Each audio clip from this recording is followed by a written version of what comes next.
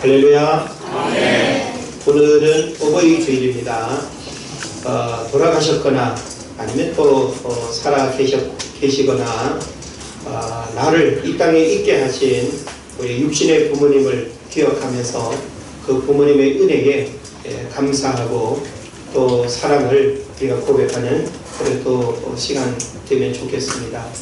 우리 좌우에 계신 우리 부모님 이렇게 바라보면서 인사를 좀 서로 나누면 좋겠네요. 부모님 은혜에 감사합니다. 우리 집사님은 뭐라고 인사해야 되죠? 네, 너가 있어서 행복하다 그러면 될까요? 네. 우리가 육신의 부모님을 이렇게 만날 수 있고 바라볼 수 있고 그리고 음성을 들을 수 있다는 것 얼마나 큰 은혜인지 모릅니다. 살아생전 우리 육신의 부모님을 잘 섬기는 것이 성경에서 잘되고 장수하는 비결이라고 말씀하고 있는데 오늘 우리에게 어버이 주일을 통해서 주시는 말씀 잘 깨닫고 여러분이 축복의 주인공 되는 은혜가 있기를 바랍니다. 골프를 치던 한 신사가 공을 잘못 쳐서 공이 숲으로 들어가게 됐습니다.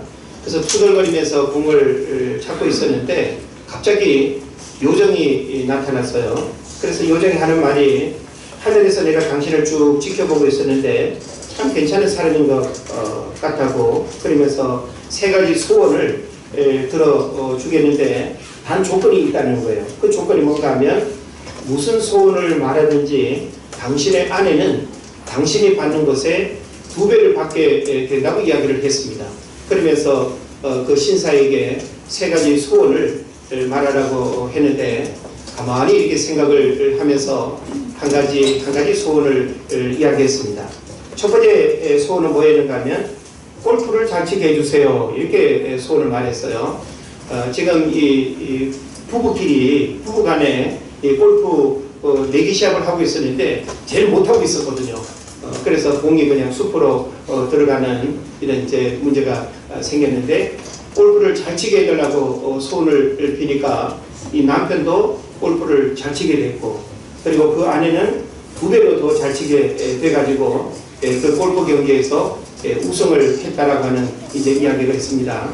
그 다음에 이제 두 번째 소원을 말하라고 했는데 두 번째 소원은 백만장자가 되게 해주세요 하고 이렇게 말했습니다. 그러니까 자기는 백만장자가 되지만 또 아내는 어떤 장자가 되는 거예요? 200만 장자가 되는 거죠. 그래서 부부가 합쳐서 300만이 되니까 얼마나 이전과 다른 삶을 생각할 수 있겠어요. 그리고 이제 마지막 세 번째 소원이 남아있는데 한참 생각을 한 후에 요정에게 다가가서 귓속말로 말했습니다.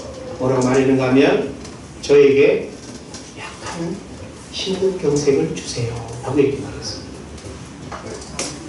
왜 안 묻죠? 약간 심근경색을 달라고 했으니까 아내는 2배로 뭐가 와야 되는 거예요? 심장마비가 와서 빨리 죽으라는 얘기죠. 부부 간의 관계, 또 부모 자식 간의 관계, 참 어찌 보면 촌수도 없고 그리고 또 혈육적 어떤 관계로서 유무상통하고 참 생명을 나눈 그런 가족으로서 이기적인 마음이 없어야 되는데 오늘 우리의 가족 관계를 보게 되면 참 사랑으로 하나 되어야 할 가정 안에도 이런 물질로 인해서 혹은 또 이기심이 발동하고 탐욕이 발동하게 되면 언제라도 가족을 이용해서 또 자기의 삶을 불행하게 하는 그런 일들도 우리 주변에 얼마나 많이 일어나는지 모릅니다.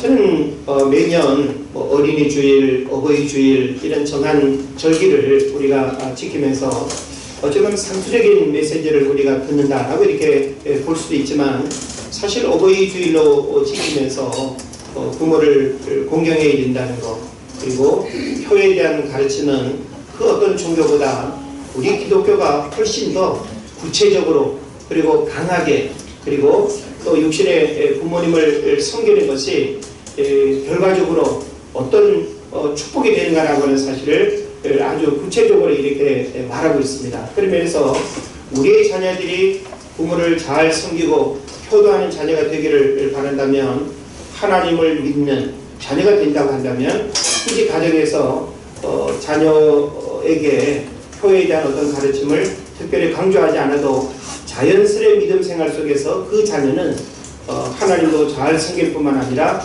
육신의 부모를 잘 섬기는 그런 은혜의 역사가 있게 될 줄로 믿습니다. 우리가 신구약 성경을 보게 되면 참 이 부모 공경에 대한 말씀이 굉장히 많이 언급이 되고 있습니다. 특히 출애굽기 20장 12절에 보면 내 부모를 공경하라. 그리하면 내 하나님 여호와가 내게 준 땅에서 내 생명이 길이라 라고 하는 이런 말씀이 있고, 오늘 에베소서에도 그렇고 또 골로새서에도 그렇고 곳곳에서 성경은 자녀된 우리에게 육신의 부모님은 필요에 의해서 뭔가를 얻어먹고 또 뺏어먹고 또 요구하고 하는 어떤 차원이 아니라, 내가 어려서 부모의 도움을 받았다고 한다면 이제 장성한 자녀들은 그 부모님의 노후까지 모든 삶의 부분들을 구체적으로 책임지고 또 돌보고 해야 된다는 하는 사실을 우리에게 가르쳐 주고 있습니다. 그래서 저는 오늘 순종과 공경이라고 하는 이 두 개의 단어가 바로 부모님을 섬기는 가장 중요한 핵심이면서 성경이 가르치는 부모 공경의 키워드가 바로 순종과 공경이다라고 하는 사실을 여러분이 깨달으시고, 자녀된 우리들이 이 땅을 살아갈 때 육신의 부모님을 어떻게 섬겨야 되는가라고 하는 부분에서 이 순종과 공경은 성경의 원리이면서 그리고 가장 중요한 부모 공경의 그런 원리요 방법이다라고 하는 사실을 여러분이 깨달으시기를 바랍니다. 세상에 자녀 없는 부모는 있어도 부모 없는 자녀는 없습니다. 그래서 부모가 아무리 못 배워도 또 가진 게 없어도 건강이 안 좋아도 여전히 그 부모는 우리가 부정하거나 부인할 수 없는, 그리고 선택할 수 없는 천륜의 그런 관계다라고 하는 사실을 우리가 분명히 이해하고 있습니다. 그래서 필요에 의한 선택과 만남이 아니라 하나님의 섭리로 허락하신 만남입니다. 그래서 이 혈육적인 관계는 하나님께서 맺어주신 천륜의 관계이지, 우리가 선택해서 우리가 원하는 모양대로 뭐 공장에서 물건 찍어내듯이 그렇게 부모님을 만나거나 그렇게 자녀를 우리가 선택할 수 없는 것입니다. 그래서 하나님께서 우리에게 허락하신 부부의 만남, 또 부모의 만남, 또 자녀의 만남, 형제의 만남, 이 모든 만남은 참 하나님 앞에서 얼마나 소중한 만남인가. 그리고 우리의 선택이 아닌 하나님께서 허락하신 이 만남 앞에 우리는 어떤 조건, 어떤 형편을 따지지 아니하고 있는 그대로를 다 받아들이는 그런 마음을 가져야 될 것입니다. 종교개혁자 마틴 루터는 이런 말을 했어요. 하나님 다음으로 부모를 공경하라. 그러니까 부모 공경에 대한 가치와 우선순위는 하나님 다음인 만큼 아주 중요하다는 사실을 우리에게 가르쳐 주고 있습니다. 그래서 우리가 이 순종과 공경이라고 하는 단어를 하나하나 이렇게 또 살펴보면서 그 의미가 우리에게 주는 교훈을 우리가 생각을 해야 될 텐데요. 먼저 이 공경이라고 하는 이 단어, 히브리어로는 카베드라고 하는데, 이 카베드라고 하는 단어의 의미는 뭔가 하면 무겁게 여기다, 비중 있게 생각하다, 중요하게 여긴다, 또 중히 여긴다 라고 하는 그런 의미가 있습니다. 그러니까 우리가 부모님에 대한 마음과 태도, 부모님을 바라보는 우리의 그 관심이 바로 이러해야 된다는 것이죠.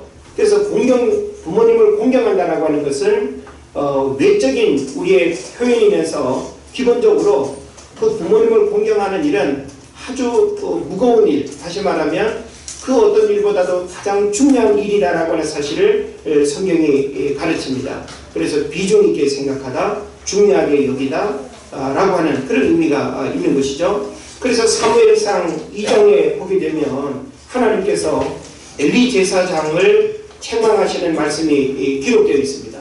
그래서 그 2장 29절을 보면 내가 어찌하여 네 아들을 나보다 더 중히 여기느냐 하고 이렇게 표현하고 있거든요. 그래서 여기서 중히 여기느냐라고 하는 이 단어를 원어적으로 보면 카베드라고 이렇게 표현하고 있습니다. 예, 그러니까 이 엘리 제사장 가정은 참 안타까운 가정이죠. 왜냐하면은 엘리 제사장이 영적 지도자로서 얼마나 큰 은혜와 축복을 이렇게 자자손손 받을 수 있는 그런 가정입니까? 그런데 성경은 엘리 제사장의 두 아들인 홈리와 비느하스를 성경에서 불량자라고 이렇게 표현하고 있습니다. 불량자라고 하는 말은 벨리알의 아들, 다시 말하면 마귀 자식이라고 하는 그런 뜻이에요. 그러니까 아버지는 영적 지도자인데 그 자식은 완전히 마귀 자식처럼 불량한 그런 이제 자녀가 됐다라고 하는 거죠. 그런 면에서 그 가정에 문제가 무엇일까라고 하는 것을 여러 관점에서 우리가 살펴볼 수도 있겠고요. 그런가 하면 또 우리가 룻기서를 보게 되면 나오미와 이 룻의 관계는 참 그 시어머니를 며느리가 이렇게 공경하고 섬기고 또 시어머니가 섬기는 또 하나님을 같이 또 섬기는 그런 어떤 관계 속에서 참 이 부모 공경에 대한 아주 중요한 또 모델로서 우리에게 보여주기도 하는 겁니다.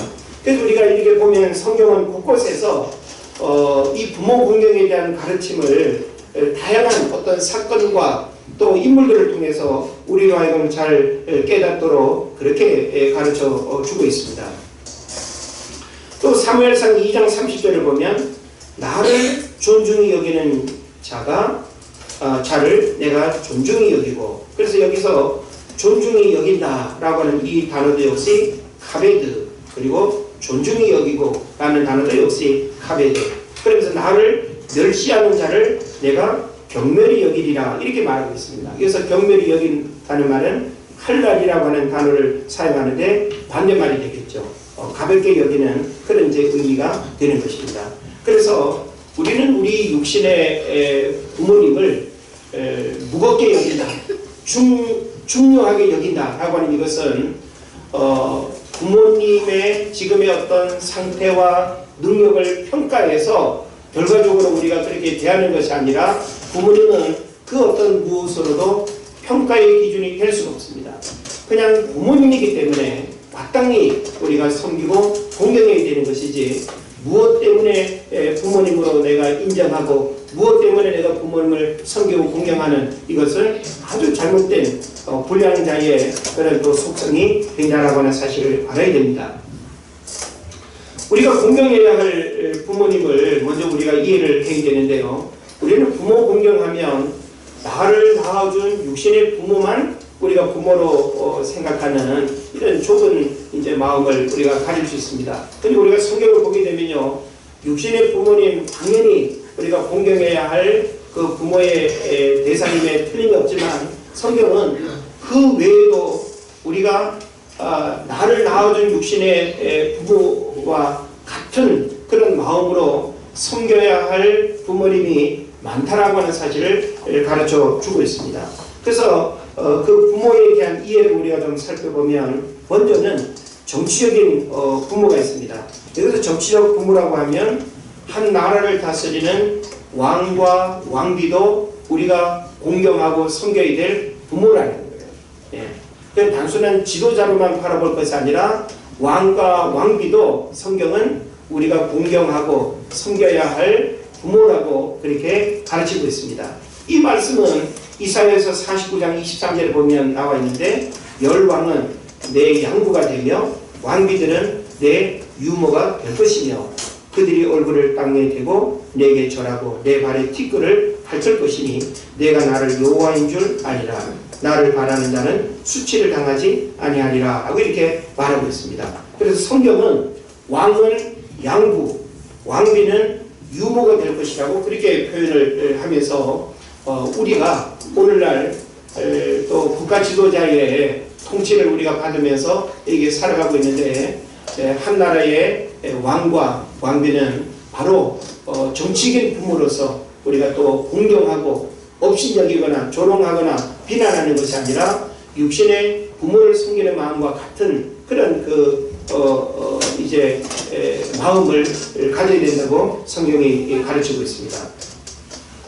그래서 왕은 선한 칙령과 훈계로 백성을 훈련시키며 평화와 풍부함으로 양육시켜야 하는 것입니다. 그래서 다윗이 나라를 다스릴 때 국력이 강했고 태평성대를 이루었지만 반면에 폭군이 등장할 때면 고생을 면할 수가 없는 것이죠.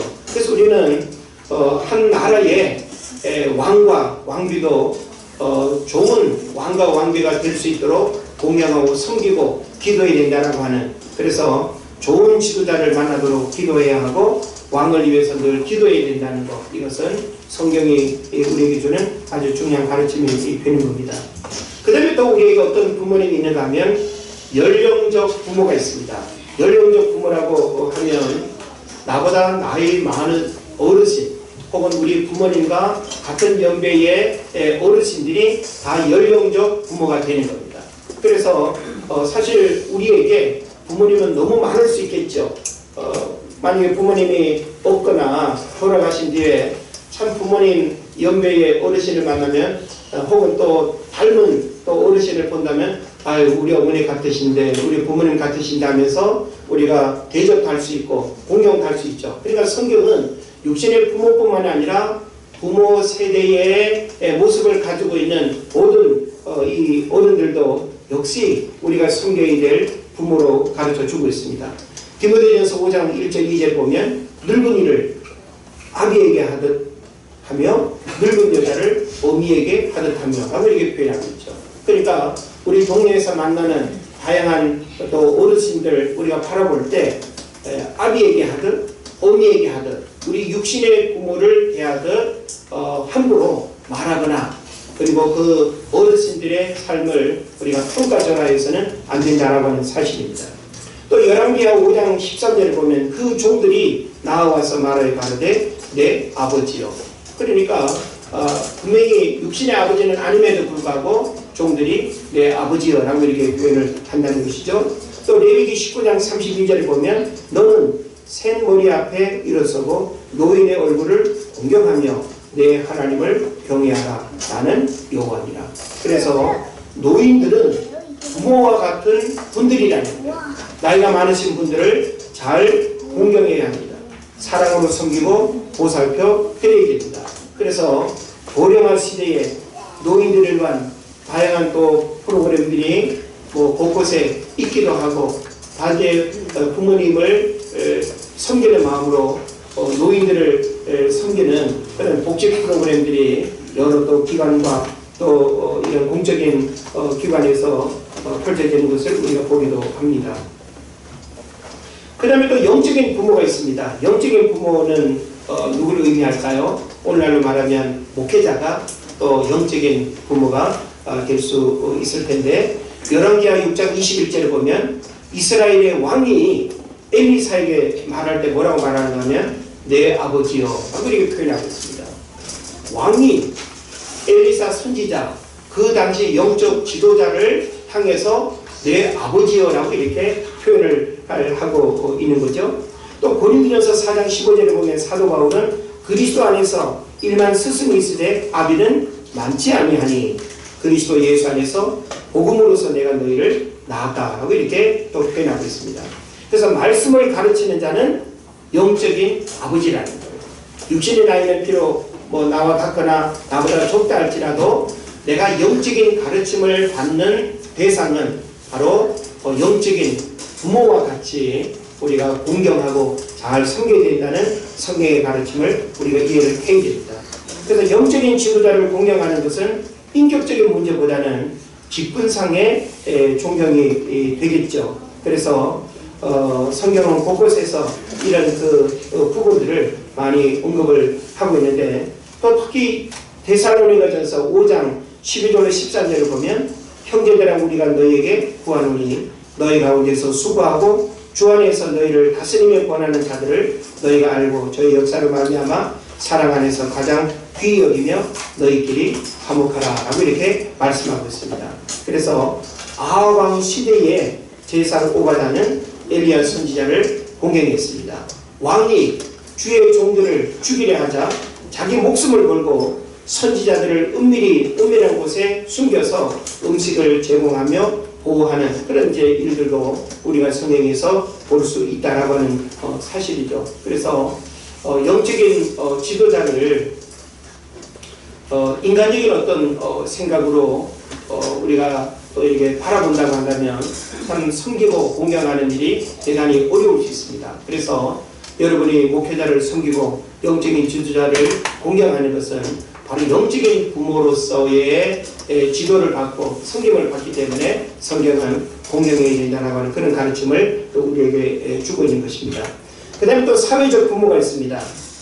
주인과 같은 아버지, 사장이나 상관 등이 사회적 부모입니다.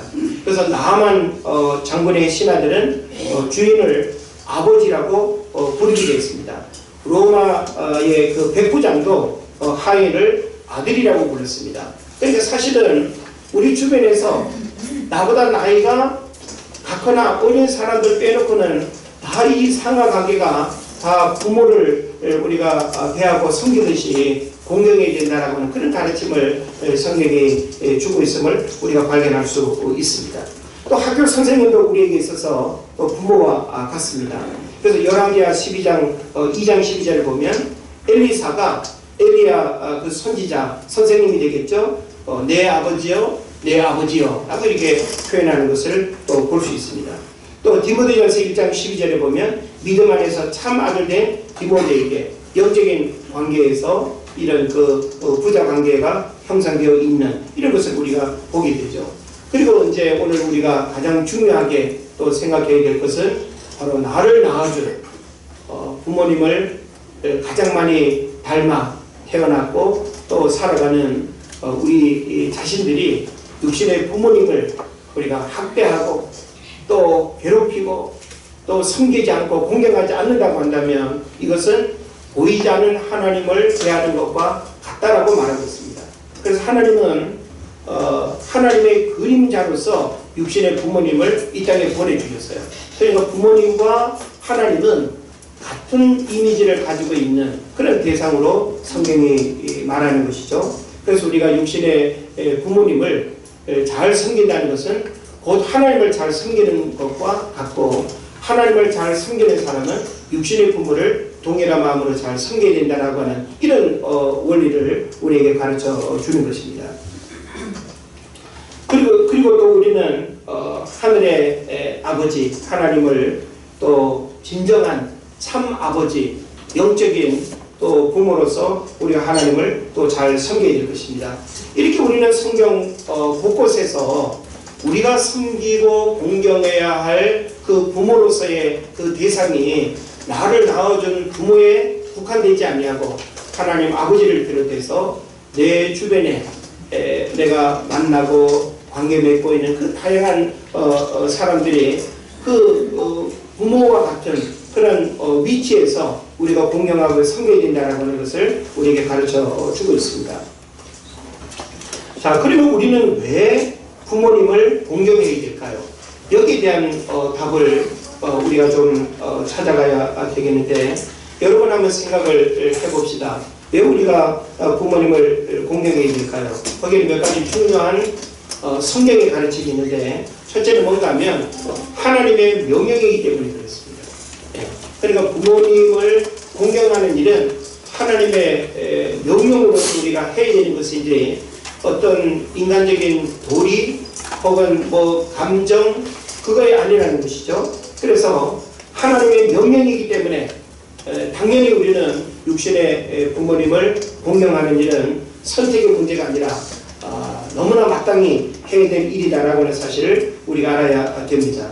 그리고 또 부모는 자녀를 사랑과 희생으로 양육하셨기 때문에 이제 우리는 연로해져가는 그 부모님의 삶을 귀히 여기고 또 나를 어렸을 때 그렇게 키워주고 양육하셨던 그 부모님의 사랑과 헌신을 이제는 보답하는 마음으로 공경해야 된다라고 하는 사실입니다.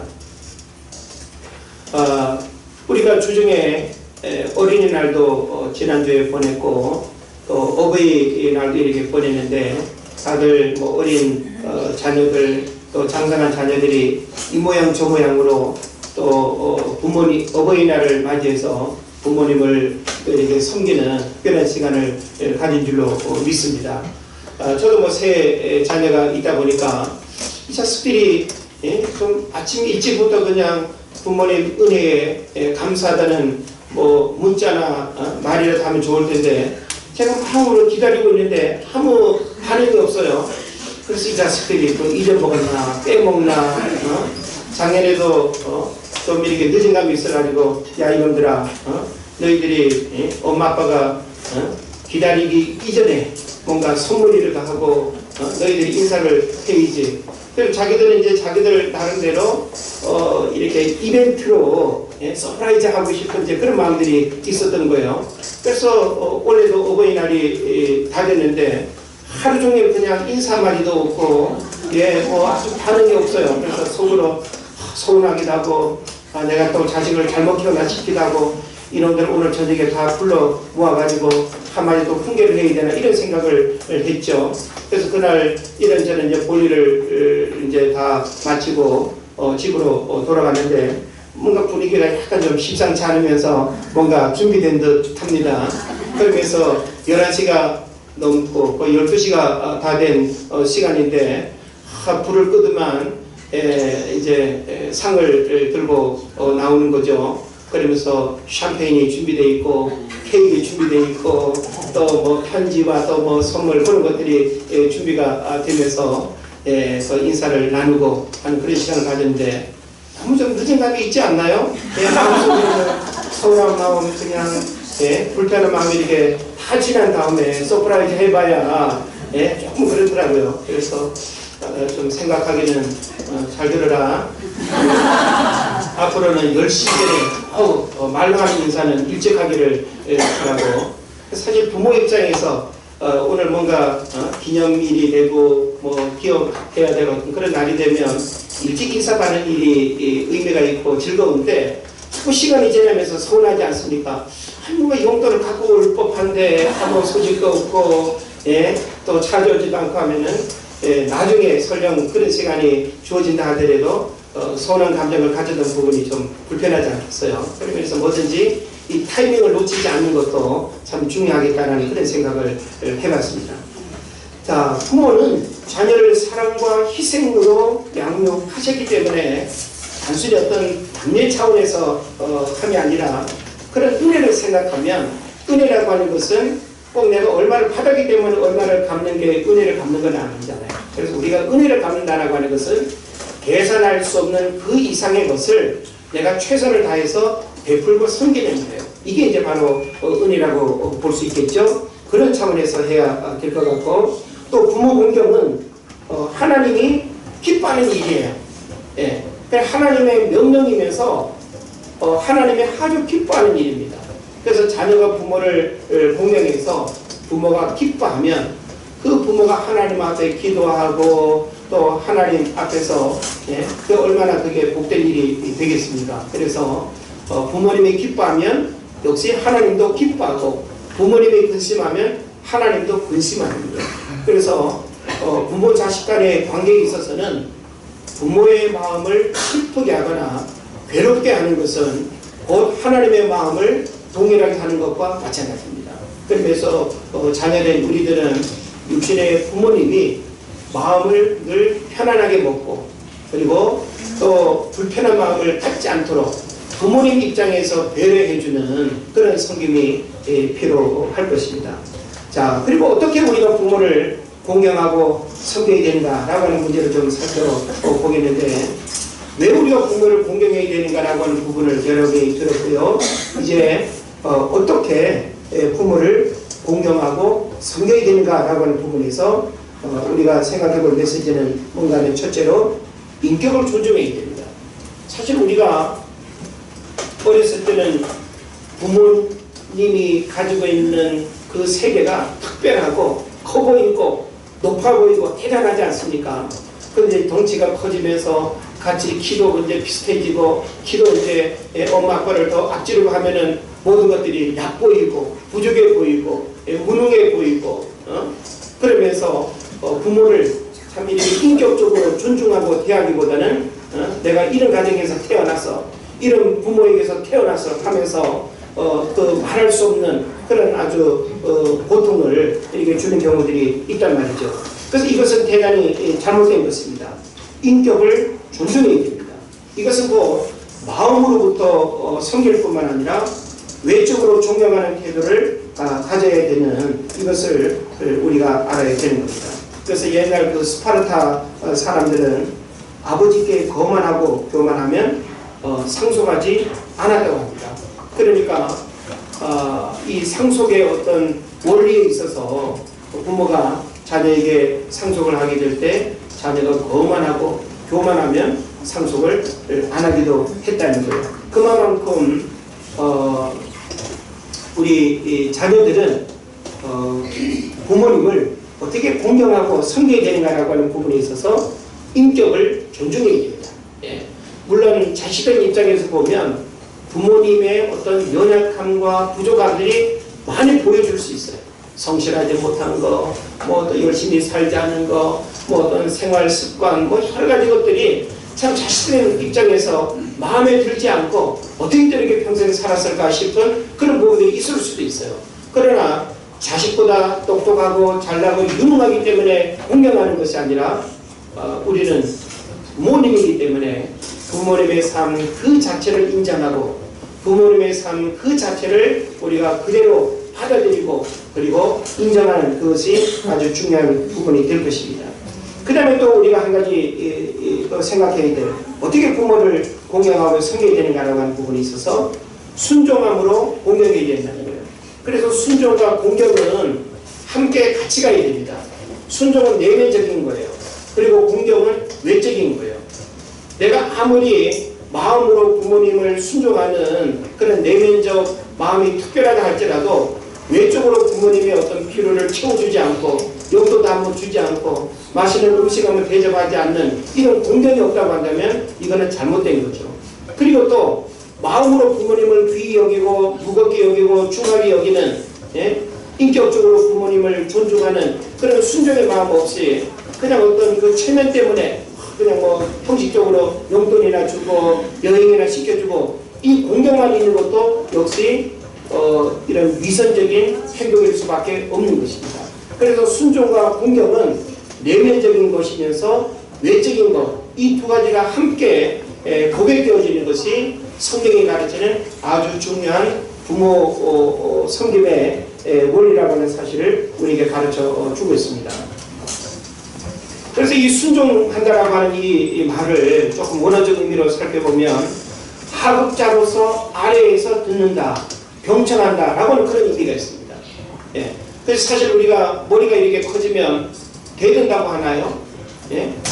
그냥 뭐 말싸움에서 그냥 이겨먹으려고 하고 자기의 뜻을 그냥 관철시키려고 하고 이 하급자, 낮은 자리에서 부모의 말을 경청하고 이렇게 들으려고 하기보다는 내가 더 똑똑해, 내가 더 잘났어, 내가 더 판단력이 좋아 그러면서 부모님의 어떤 경험과 부모님 어떤 생각 속에서 표현되어지는 것들을 자꾸 부정하고 무시하고 내가 옳은 듯하면 이거는 순종이 아니라 그래서 성경에서 가르치는 이 순종은 하급자로서 아래에서 듣는다, 경청한다라고 하는 그런 의미가 있다는 거예요.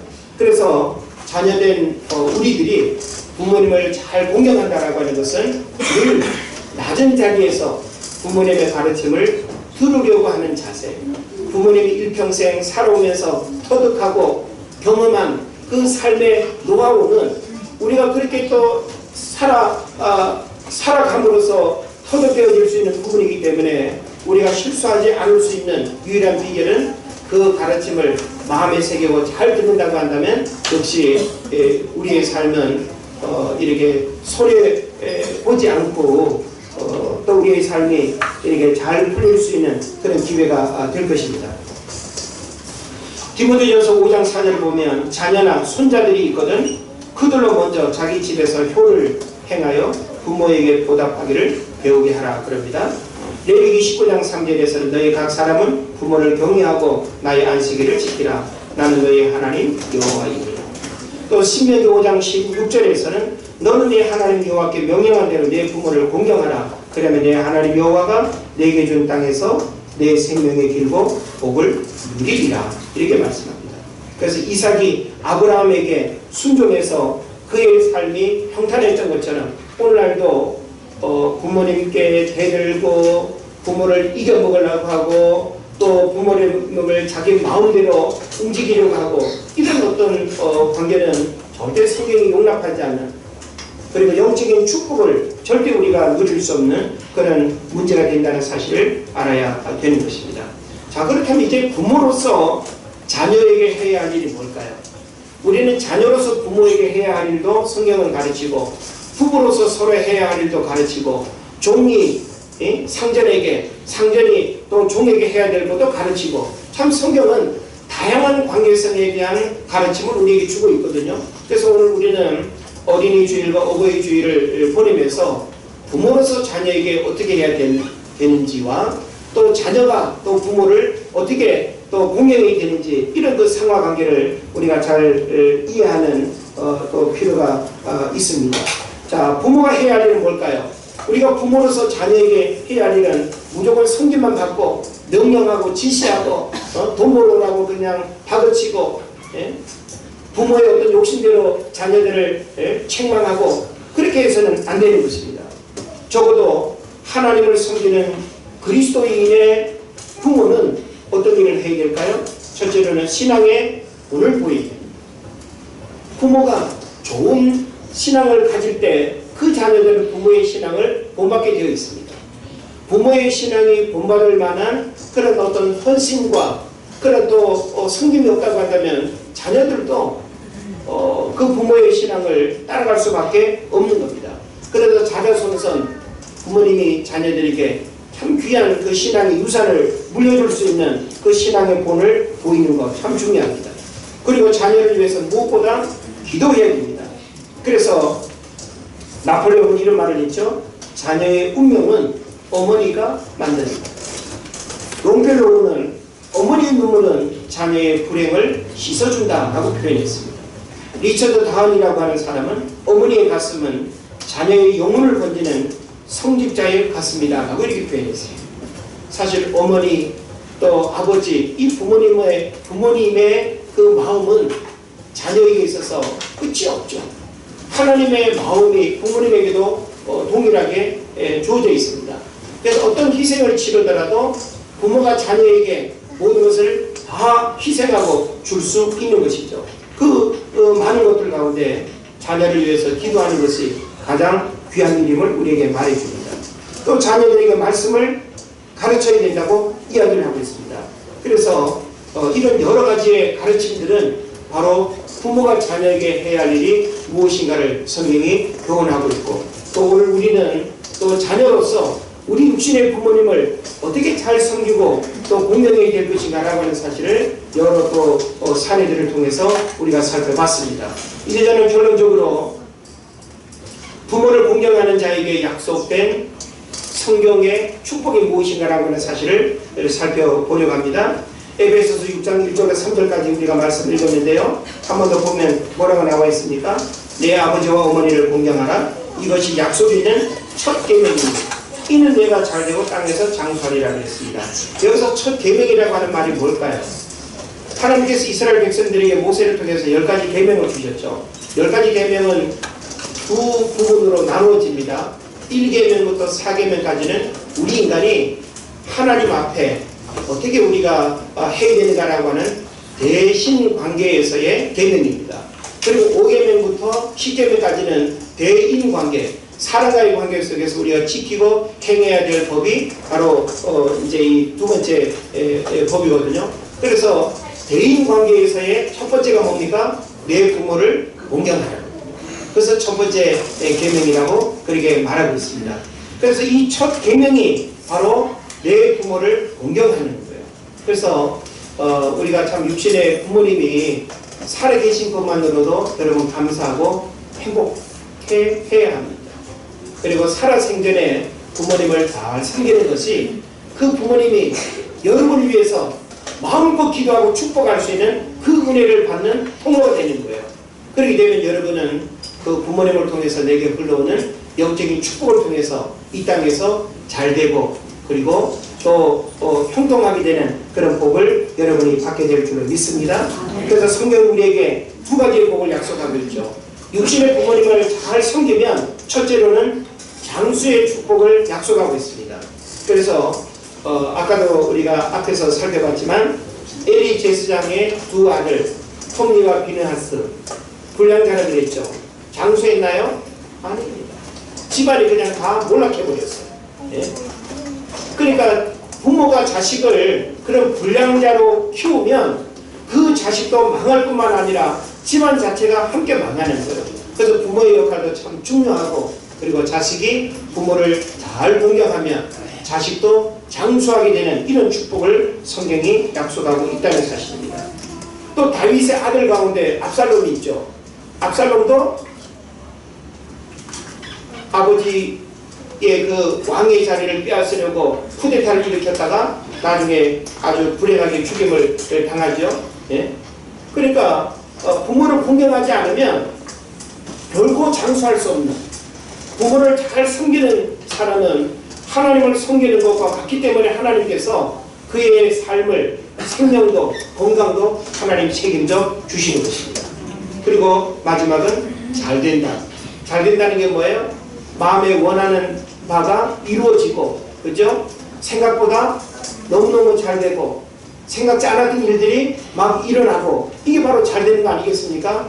바라기는 여러분이 육신의 부모님을 잘 섬기는 그런 은혜가 있기를 바랍니다. 성경은 우리에게 왜 많은 부모를 주셨을까요? 육신의 부모는 딱 두 분밖에 없잖아요. 육신의 부모님만 공경하라고 하면은 돌아가신 분들에게 있어서는 너무 아쉽잖아요. 그러니까 하나님은 우리 주변에 많은 그 부모님이 있다라고 하는 사실을 가르쳐 주고 있어요. 목회자도 여러분이 잘 공경하고, 한나라의 왕도 잘 공경하고, 여러분의 상전도 잘 공경하고, 또 우리 주변에 우리 부모님과 같은 여세 드신 그런 어르신들을 잘 공경하면 이게 다 육신의 부모를 공경하는 것과 같은 똑같은 복을 받게 된다는 거예요.